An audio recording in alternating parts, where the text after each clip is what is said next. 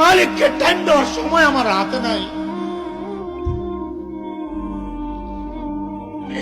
একদিন তো আফসোস কর ভাই, কি করলাম, ইয়া লাইতানি কদ্দামতু লিহায়াতি, ইয়া লাইতানি কদ্দামতু, হায় জীবনের জন্য যদি কিছু বাটাইতাম।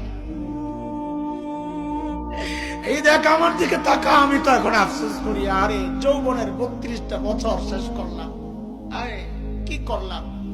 প্রতিদিন যদি একবার করে সুবহানাল্লাহ পড়তাম তো আমল নামায় কতগুলো সুবহানাল্লাহ জমা হইত। আরে 2 রাকাত করে নফল নামাজ যদি পড়তাম তো আমল নামায় কতগুলো নফল নামাজ জমা হইত।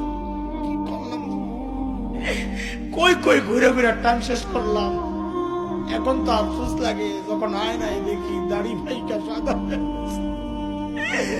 যখন দেখে চুল সাদা হয়ে গেছে, বুঝি আরে টাইম তো শেষ, টাইম তো শেষ। ডাক্তার এসে বলবে যে কোনো মুহূর্তে, আই কি করলাম। আরে ভাই আমার, মালিককে টাইম দাও, মালিককে টাইম দাও, ফালতু সময় খাইও না, নষ্ট করো না। আফসোস করতে হবে আসরের মাঠে যে হায় এই টাইম কেন নষ্ট করলাম, কেন নষ্ট করলাম। আখিরাতের পুঁজি বানাও, আখিরাতের পুঁজি বানাও। পুঁজি তো বানাইছি, কিন্তু ওই ঘাটতির মধ্যে ওই আমল নামায় শুধু গুনার গুনাহ, গুনাহ। পুঁজি এমন পুঁজি বানাইছি যে পুঁজি আমার জাহান্নামে নিয়ে যাবে।